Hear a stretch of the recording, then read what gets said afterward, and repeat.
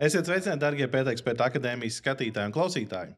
Šajā reizē mēs turpinām tēmas par mūsu mājas mīluļiem un īpaši par suņiem. Par to, kā viņiem pateikt, nē, nedari to, nedrīkst darīt to.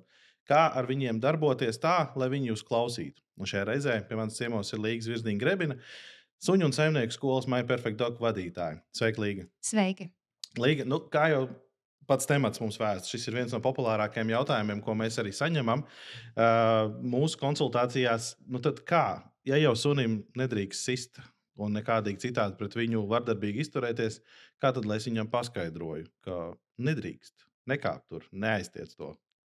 Jā, tas ir tāds tipisks īstenībā jautājums daudziem arī klientiem, kas nāk pie manis, jo es tātad mācu primāri, ka mēs audzinām suni, mācam suni saprotot viņa dabiskās pamatvajadzības, psiholoģiju, un mēs viņu nesodam, bet motivējam rīkoties pareizi. Tad kā lai mēs pasakām, ka tu šobrīd dari nepareizi? Un te es aicinu atcerēties, ka tas ir tāds cilvēciskais domu gājiens. No mūsu puses. Mēs zinām, ka tad, kad mēs savā starpā komunicējam, kad audzinām arī bērnu, mēs sakām, šitā nedari. Man sāp, vai tā nav labi, tu to saplēsīsi. Bet cilvēks ir cilvēks, un viņš saprot šo mūsu cilvēku valodu. Bet suns nav cilvēks, un tā ir svarīgākā lieta, kas mums, suņu saimniekiem, ir jāapzinās. Suns nekomunicē mūsu valodā. Viņi nesaprot patiesībā sākotnēji to nē vai nedrīkst. Ja? Viņi var noreaģēt uz tembru, kā mēs to pasakām, un tāpēc dažreiz tas arī ir ļoti efektīgi, jo viņi tā kā sabīstās no tā mūsu tembra, kad ir nē, nedrīkst, ja tā dusmīgi, un viņi tā kā varbūt pārstāja darīt. Bet tā nav tā pati fiziskā iespaidošana? Jā, un te atkal ir tas jautājums, vai ne? Cik tas ir efektīgi? Kopumā, ja mēs tā skatāmies, ja es tikai sunim teikšu, nē, nedrīkst, iespējams, uz brīdi viņš kaut ko samazinās savā darbībā, pārtrauks, vai tas dos ilgstošu efektu, arī nē. Tāpēc, ka tā nebūs tā komunikācija, kas sunim ir saprotama. Tad kā es varu pateikt sunim, nē, tas ir komunicējot patiesībā ar viņu ar ķermeņa valodu, plus vēl menedžējot situācijas, kurās suns nonāk. Un es nodrošinu savam sunim izdošanos.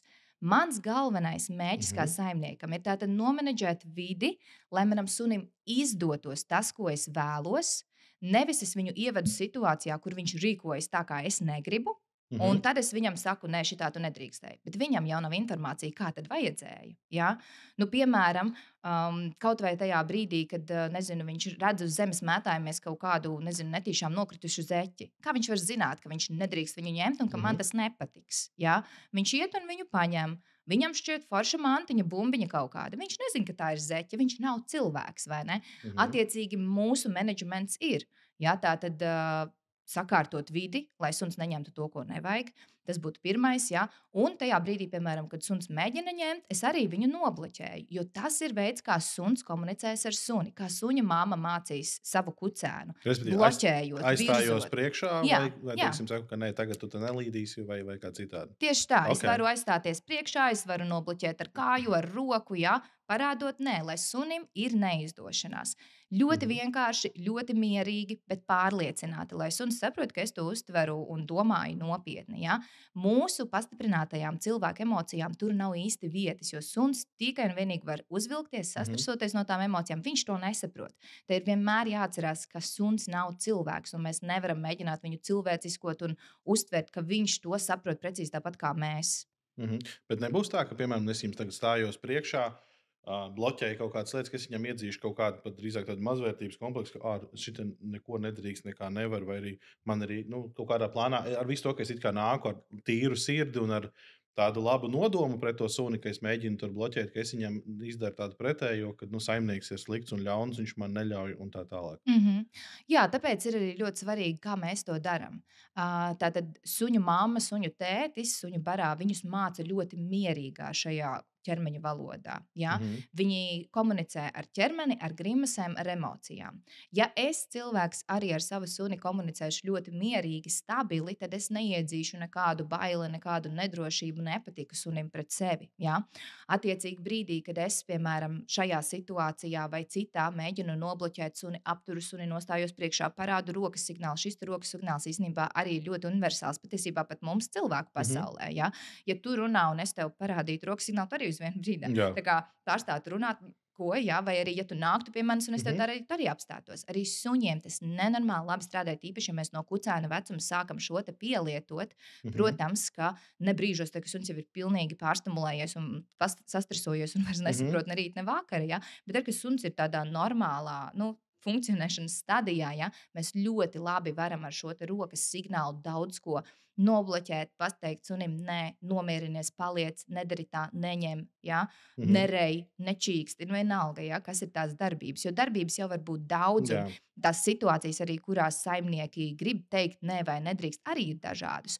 Un te arī ir uzreiz jautājums patiesībā, vai mēs piedomājam pie tā, ka suns īstenībā tiešām nezina tos noteikumus. Jo es pat aizejot pie klientiem, nezinu, kādi ir viņu mājas noteikumi. Man nav ne jausmas, vai tas suns tur drīkst divānā, vai viņš drīkst kaut kādā istabā, vai nē, vai ko viņš vispār drīkst. Ja? Man nav ne jausmas, tāpēc, ka tie ir katru mājas noteikumi. Un suns ienākot mājās, ja ienākot ģimenē, viņam nav ne jausmas. Un tas veids, kā mums ir jākomunicē ar suni, ir rādot, ko darīt, kā darīt, kur gulēt, kur ēst, kur spēlēties, ar ko spēlēties. Nevis tikai sakot, nē, šitā nē. Suns vienkārši nesapratīs, ko vispār darīt savā dzīvē, jā, ar ko spēlēties, kur nespēlēties, kur gulēt, kur negulēt. Un tad aizies ļoti daudz sekas, kas būs saucamās problēmu uzvedības, ja, kur suns paliek hiperaktīvs vai reaktīvs, stresains, viņš sāk kosties, viņš sāk riet, viņš sāk zūmijot, ja, tātad skriet bezjēdzīgi vis kaut kur. Dažādas uzvedības problēmas rodas no tā, ka suns vienkārši beigās nesaprot vispār, ko tad viņam darīt, ko nedarīt. Jā, bet tagad, ja mēs tā objektīvi paskatāmies, ir kaut kāds laiks, kad es varu nokavēt to momentu, kad viņam iemācīt vispār to nē vārdu. Jo ir cilvēki, kas saka, es jau visu vajadzēju no bērnības tam sunim teikt nē, bet tagad viņš jau sācis kāpt tajā gultā, un es viņam vairs nevaru pateikt nē. Teiksim, vai mēs varam kaut kā apgalvot, ka ir kaut kāds periods, kad to nē vārdiņu mēs vairs nevarēsim iemācīt viņam? Jā, suns mācās visu dzīvi. Protams, ka tas tāpatās gan ir kā cilvēkiem, vai ne? Tieši pašā kucēnu jaunajā vecumā viņi mācās vislabāk, jo viņi ir, kā es saku, baltas lapas, kas uzsūc visu to informāciju, ko mēs viņam stāstam, rādam. Primāri tā tad rādam patiesībā, kur mēs nomenedžējam tās vides situācijas darbības, ko viņi dara. Līdz ar to, protams, ka tas ir tas brīdis, kad mēs vislabāk varam iemācīt, ka nē, ir arī šī rokas signāls, ja, un ka es varu mierīgi teikt, nē, nevis man jābļauj vai jāķers kā tādam trakajam, ja, vai dusmīgam jābūt, jo tas gan var iebiedēt suni tajā brīdī, kad es pielieku šīs sliktās emocijas no sevis. Bet suni var mācīt jebkurā vecumā, arī ja mēs paņemam no patvērsmes, piemēram, jau pieaugušu suni, ja, mēs galvenokārt sākam komunicēt veiksmīgi ar viņu, ar viņam saprotamu ķermeņa valodu, un tā ir mierīga tāda vadība, bloķēšana, plus vēl ievirzīšana pareizajās darbībās. Bet, ja viņš man lien sejā laizās un luncinās, tad saka, lūdzu, saimniek, lūdzu, ielaid man tur. Ko darīt? Jā, te ir mums pašiem jāpieņem arī lēmums, vai ne, par katru konkrēto darbību, ko mēs gribam, ko Kurš mēs būs emocionāli negribam. stabilāks un stiprāks, jā, šajās attiecībās. Jā, nē, tas ir tiešām mums pašiem jāsaprot, jo ja es tiešām negribu, tad arī nevis atkal ar kaut kādiem stresiem par kaut kādu darbību, bet es vienmēr aizdomājos, ko es gribu tā vietā. Jā, man nepatīk šī suņa rīcība vai darbība, viņš uzstājīgi mēģina. Un nevis es tā kā ar cilvēku tagad sāku mēģināt diskutēt, tas ir suns, ko mēs mēģinām diskutēt, jā, ko mēs mēģinām piemānīt, ka viņš mums sapratīs, vai ne?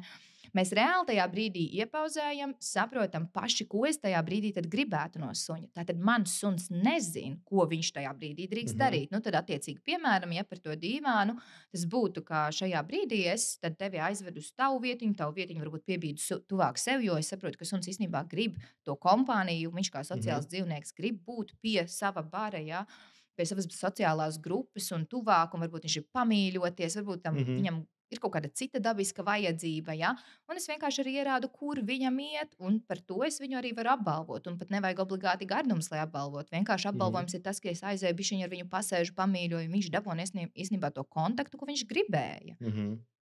Labi, bet tagad, ja mēs zīmējam tādu laika nogriezni no prakses, cik ātrā laikā teiksim, var vispār iemācīt sunim šo jā, bet šo nē?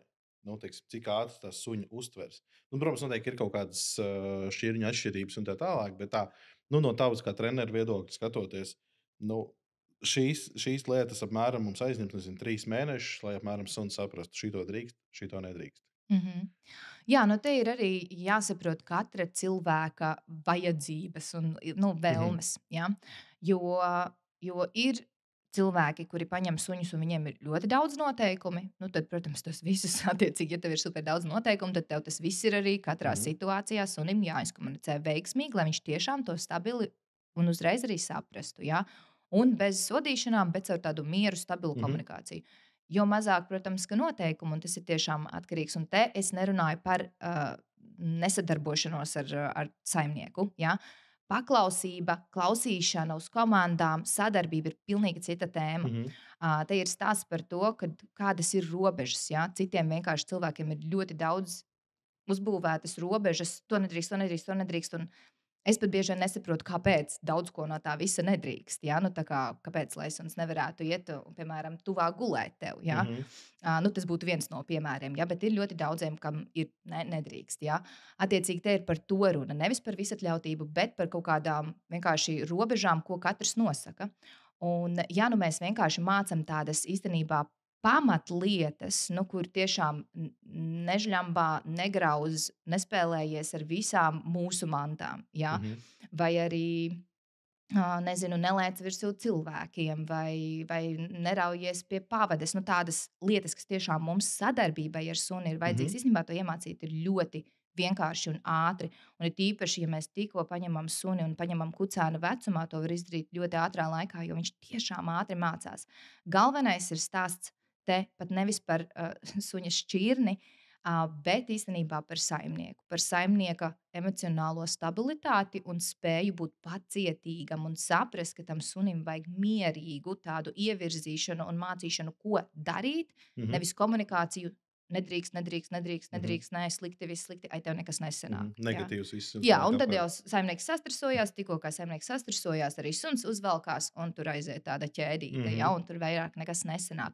Arī to pašu kaut vai neēšanu no zemes, ja īstenībā ļoti ātri jebkurš saimnieks var iemācīt savam sunim. Un ir tiešām reizes bijušas, kur man saimnieks saka, nu, nē, manam sunim nesenāk, un es pieeju klāt pie tā suņa, un es izdaru precīzi to pašu mierīgi, un tam sunim lieliski sanāk. Mhm. Ok, uzspēlējam spēli. Es tev dodu situācijas, nu, no reālās dzīves, mazliet pagūglējot. Un tu iedod risinājumu, kā tu redzi, kā to vajadzētu risināt. Tad Labi. suns lec virsū cilvēkam katru reizi, kad viņš viņu ieraudzīja. Ne jau, ka viņš viņu grib sakost vai apēst, bet vienkārši es esmu sajūsmā, mēs sen neesam tikušies, lai gan es tev nekad neesmu saticis. Nu, tad Mhm. kā es tiek galā ar tādu suni, kurš grib apmīļot un uzlikt virsū katram sunim? Nē, bet katram cilvēkam. Jā, nu, lūk, šī ir super tiešām aktuāla tēma, un man patīk par šo te vienmēr arī komunicēt un runāt. Šeit mēs pirmkārt griežam muguru. Sunim griežam muguru, tāpēc ka tā ir viņam zināma ķermeņa valoda. Ja suns ir īpaši vēl arī gana jauns, ja viņš ir nesen arī bijis vai, pie savas ģimenes, ja viņam ir bijusi ja, tātad Mhm. mamma, brāļi, māsas, vai arī, ja viņi ir bijuši kaut kur patversmē, jau ar citiem suņiem, iespējams, tas arī jau ir gana labi strādājis. Viņi komunicē savā starpā tātad ar ķermeņa valodu. Un tad, kad viņi grib atteikties no situācijas, viņi griež sānu, viņi pagriež prom galvu un viņi griež muguru. Un tas strādā ļoti labi. Līdz ar to mēs varam griezt muguru, un ir suņi, kas turpinās mēģināt skriet, atkal meklēt seju un lekt virsū, meklēt seju, Tieši lekt no sejas virsū. puses lec. Jā, jo Ok. viņi grib nonākt pie mūsu sejas. Kāpēc? Tāpēc, kad suņi savā starpā sveicinās ar purniņiem. Un mēs jau esam Aha. augstu. Attiecīgi, sanāk, ka suns mēģina tad arī Mhm. tikt. Plus, vēl mēs ar to, ka mēs liecamies suņiem paši frontāli virsū, mēs to tā kā nometavējam, jo mēs izdarām precīzi to pašu, vienkārši viņi jau nevar mums liekties virsū. Mhm. Tad nu, viņi lec mums virsū. Mhm. Viens variants līdz ar to ir griezt muguru. Papildus, ko es varu darīt, nu, vai arī var testēt dažādus šos variantus, vai arī likt tādā kombinācijā kopā. Pirmkārt, pagriežu muguru. Es varu arī īstenībā notupties un mierā sagaidīt suni vienkārši jau esot zemāka. Ja? Attiecīgi, iespējams, tad sunim nebūs jālec, ja, jo viņš jau tiek pie manas sejas, un mēs varam superforši sasveicināties. Mhm. Nākamais, ko es varu darīt, es varu iedot sunim meklēšanas komandu. Ja? Vai nu aizmetu mantu, lai viņš aiziet paķer, vai nu es aizmetu viņam ēdienu uz komandu, komandu meklē, un viņš aiziet ostīties un pilnībā nomierinās. Līdz ar to viņš izpaliek tā situācija, kur viņš nāk un lec man virsū brīdī, kad viņš man ierauga. Ja, nu, tas būtu piemēram tad, kad es nāku mājās.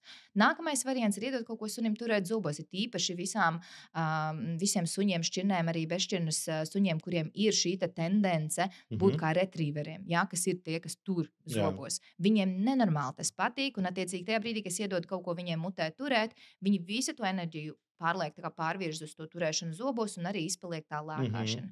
Nākamais variants. Atkal stāstu sunim, ko darīt. Es paņemu gardumus vai mantiņu, ja suns ir motivēts uz mantiņu. Es dabūnu viņa fokusu, paprasu kādu komandu, ja? Paprasu mieru, aiziet uz vietiņu, apbalvoju par to. Tātad mums ir primāri izkomunicē nedaudz ar ķermeni, nobloķē var rādīt rokas signālu, bet ko darīt tā vietā? Rāda sunim, ko darīt. Tātad tur ir zobos, ej meklē, ej osties, ej vietā, pildi komandu, ja? Esi mierīgs, esi sadarbības spējīgs, ja? Tātad ko darīt? Ok, labi. Otra situācija.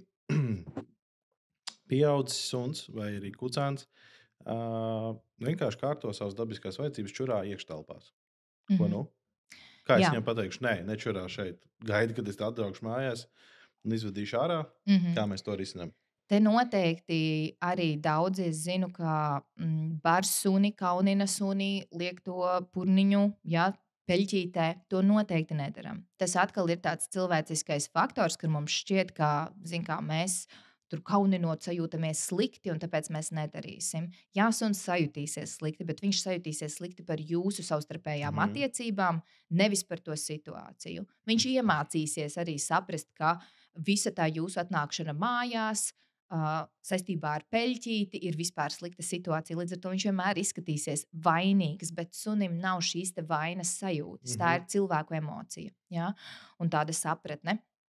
Tas, ko mēs darām, ir tiešām skatāmies atkal, kāpēc sunim šāda nokārtošanās iekšā ir. Un ir vairāki varianti. Ja? Vienmēr ir jāmeklē cēlonis, un tad mēs meklējam gan cēloni, jo suns dabiski nenokārto savas dabiskās vajadzības tur, kur viņš dzīvo. Tas nav dabiski, un pat kucēns jaunā vecumā to ļoti ātri tāpēc var iemācīties darīt ārā, ja visas viņa dabiskās vajadzības ir sakārtotas, un viņš ir īstenībā pilnīgā mierā, viņš ļoti ātri to var iemācīties, tāpēc, kad arī dabā ārā suņi dzīvojot, arī teritorijās, pagalmos dzīvojot, viņi vienmēr iet uz vienu tālāko nostūri nokārtoties vai gaida arī iziešanu ārpus pagalmam, lai nokārtoties, tāpēc, ka tas nav dabiski turpat mīcīties pa savām čurām un kakām, vai ne?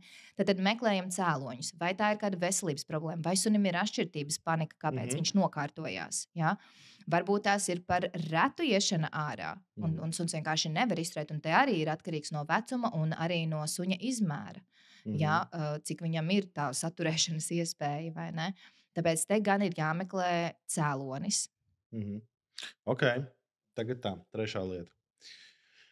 Suns visu laiku kāp divānā, nezinu, dārza šūpolēs, vēl kaut kur mēģina visu laiku iekarot to vietu, tur, kur es sēžu. Kā tur man viņam pateikt? Nu, viens variants nogrūst nost droši vien, ja? Nu, kad nedrīkst, bet varbūt ir kāds maigāks un foršāks veids. Jā, un šeit nedaudz jau mēs esam arī pieķērušies, ja tātad šeit tēmai mums šeit ir jāizvirza uz to vēlamo pozīciju, vietu, kur mēs gribam, lai suns ir.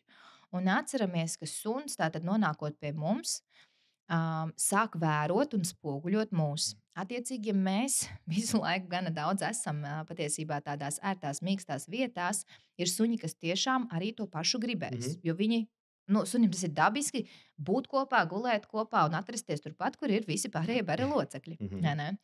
Attiecīgi, skatāmies, pielāgojamies suņiem. Ir suņi, kam tiešām patīk ērtības. Ir suņi, kam reāli flīzes augstas ir perfektākais, kas var būt, bet ir suņi, kam tiešām tas nepatiks. Un viņi nejutīsies komfortabli, un viņi mēģinās prasīt šo te ērtības, siltumu, mīkstumu. Ja? Vienkārši pielāgojam pirmkārt foršu vietu.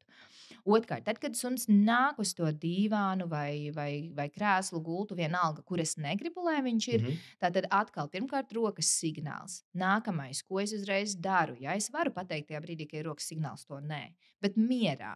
Nobloķēju suni, apturu suni, aizvirzu viņu uz vēlamo vietiņu, ja? Un tātad esmu tur, klāt ar viņu nedaudz pasēžu, nomierinu, apbalvoju. Ja? Ikdienā arī es varu pastrādāt uz tātad vērtības celšanu konkrētajai vietai, kur sunim būt. Un būtiski arī ir iekārtot katrā tādā nezinu, gan mājās vairākas vietas, gan arī, ja mums ir pagalms, tad pagalmā vairākas vietas, kur sunim ir forši ērti atrasties. Lai nav tā, ka viņam reāli Mhm. gribas būt ar jums, bet vieta viņam ir pilnīgi kaut kur prom no jums. Un tad atkal viņam nav īsti kur palikt, un tad viņš mēģina Mhm. kāpt tajā dīvainā. Un kas būtu arī būtiski, tātad, ja mēs izlemjam, ka suņa vieta nav kaut kur augšā uz gultām, divāniem un krēsliem, nu tad palieciet pie šī lēmuma. Lai nav Mhm. tā, ka vienu nedēļu jā, vienu nedēļu nē, Mhm. un tad suns vispār nesaprot, jā, nē, un tad viņam jāmēģina saprast, kāds mums ir garstāvoklis, jā, un tas ir pārāk Mhm. sarežģīti priekš suņa. Okay. Man uzreiz klausoties šo nāca prātā, nu, sociālajos tīklos miljoniem video, kur ir piemēram pāris, ja, kur suns ļoti mīlēja, nezinu, saimnieku, ja, un saimniece grib piegulausties savam vīram klāt, un suns nē, Mhm. pie manis nē. Kā šādu, tādu, kā es viņu saucu, suņu greizsirdību vai mīlestību pret vienu saimnieku mēs varam varbūt konvertēt kaut kā, nu, kad tam sunim pateikt, ka nē, nezinu, tā ir mana sieva, es ar viņu būšu kopā, bet tu, draudziņ, nu, tā kā maliņā. Mhm. Te ir noteikti jākomunicē arī tam cilvēkam, uz kuru tā kā sanāk tā sargāšana, jau uz tā Mhm, izkomunicēšana, ka tu nevari tam iet. Nu, piemēram, ja tas būtu tavs suns to darītu, mhm, tāpēc, ka tev kāds nāk klāt, ja, tad mhm, tev tas būtu jāizkomunicē. Un atkal te var ar to pašu rokas signālu, ar stāšanos priekšā, ar ievirzīšanu vietiņā. Attiecīgi, es izkomunicēju, ka es noteikšu, kas ar mhm. mani mīļojās, bučojās, vienalga sēž man blakus, nav būtiski. Jā, Bet tad to runājās. komunicēju es. Teiksim, ja suns ir man tik ļoti pielipis un tā kā grūž prom visus, kas nāk pie manis mīļoties, Mhm.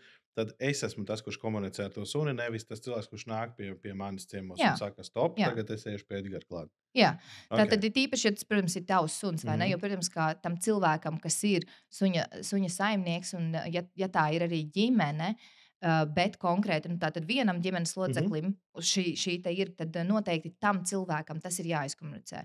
Jo tas nozīmē, ka tam sunim šķiet, ka tev arī varbūt tas nav patīkami, vai tas sagādā stresu, vai viņam šķiet, ka tā nevajadzētu būt dēļ kaut kādām emocijām, ko viņš ir sajūtis iespējams no tā cilvēka. Ja?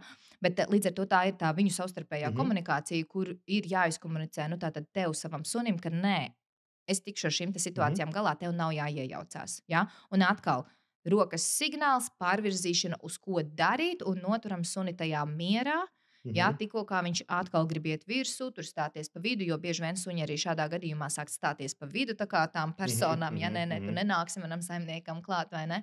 Attiecīgi, nē, mēs pārvirzam un noturam mierā. Ja? To visu var izkomunicēt pilnīgā mierā un vienkārši atkal un atkal atkārtojot, līdz suns saprot, ok, tātad tu simtprocentīgi to domā. mhm, Nevis tā, ka vienā gadījumā, ja, bet tātad visās reizēs ir mhm. vieni un tie paši noteikumi. Okay.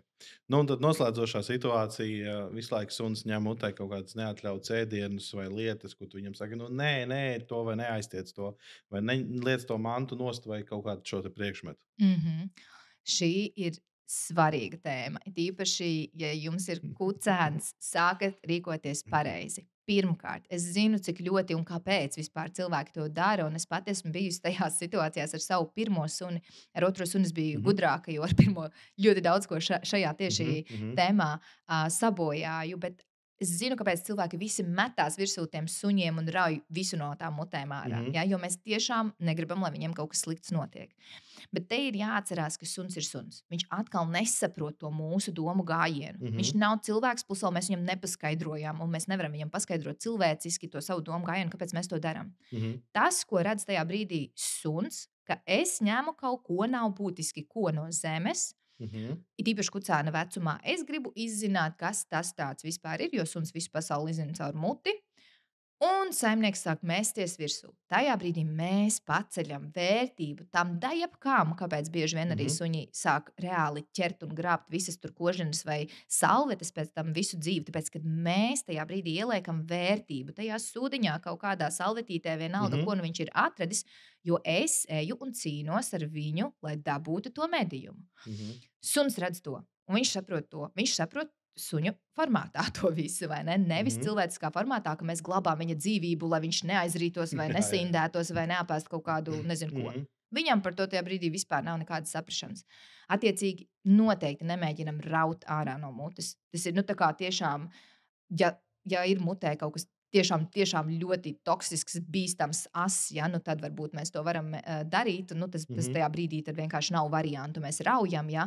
Visādi citādi vienmēr mierā mēģinām piesaukt suni pie sevis vai virzīties pie suņa un mēģinām pirmkārt iemainīt. Tas ir tā tīri situācijas risinājums. Ja. Nākamais.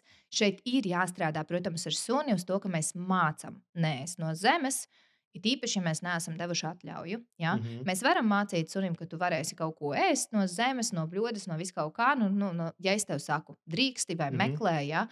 Bet tātad attiecīgi visu pārējo laiku, ja es tev neko neesmu teikusi, tad tu nē no zemes. Nav būtiski, ko tu atrodi.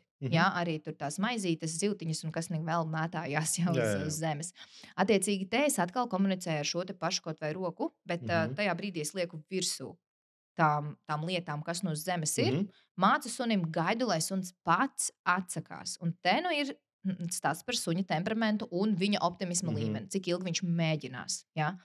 Tādi oportunisti mēģinās ilgāk, pesimisti mēģinās mazliet pamēģinās, ai nesanāk, nu labi, neņemšu. Ja? Un, attiecīgi, mēs ļoti ātri patiesībā varam iemācīt šādā veidā, bloķējot lietas, ka suns atsakās no tā kaut kāda ēdiena, tad es paņemu roku nost, viņš varbūt mēģina vēlreiz, ja es lieku virsū to roku, un tā mēs darām tik ilgi, līdz es paņemu roku nost, un suns skatās, labi, es neņemšu, es nezinu, ko tu gribi no manis, neņemšu. Un tad es sāku no sevis apbalvot, veidojot viņam to asociāciju, ka tad, kad tu atrod kaut ko uz zemes, vērsies pie manis, es tev iedošu. Un varbūt tas nokrita man pašai, man nokrita kaut kāds, nezinu, tur paprikas gabaliņš, un īstenībā papriku tu vari apēst, tā kā es tev saku, drīksti, un tu atnāc un apēdi. Ja?